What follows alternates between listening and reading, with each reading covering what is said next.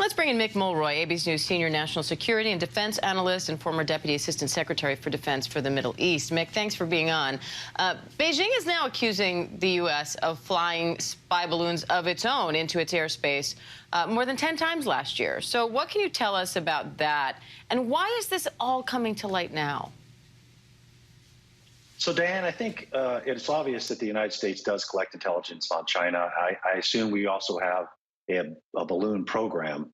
But I think it's unlikely that the United States actually did what the Chinese are saying, because the Chinese would have shut them down immediately. They would have publicized it, and they certainly would have had a diplomatic complaint, an official one, to the United States on those activities. So I don't know, but I do think that it's unlikely that that is the case. Now, officials say the other objects shot down are not at all comparable to the Chinese spy balloon shot down last weekend. So why shoot them down? So part of it might just be a hypervigilance, wanting to let everybody know that we will detect these now and interdict them and bring them down.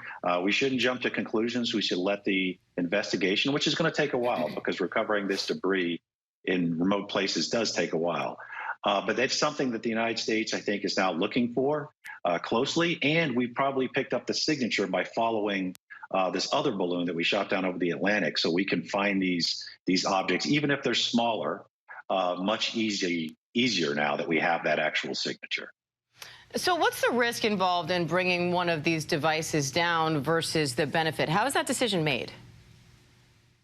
So there's going to be a lot to look at. Of course, you don't want to injure anybody on the ground, so you want to do it in very remote areas where you can control access and know that there's no one there.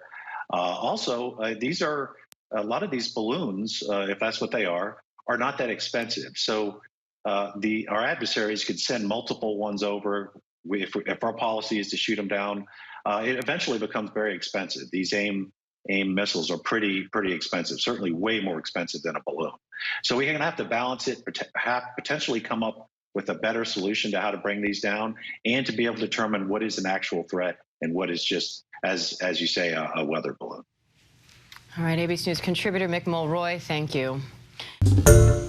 Hi, everyone. George Stephanopoulos here. Thanks for checking out the ABC News YouTube channel. If you'd like to get more videos, show highlights, and watch live event coverage, click on the right over here to subscribe to our channel. And don't forget to download the ABC News app for breaking news alerts. Thanks for watching.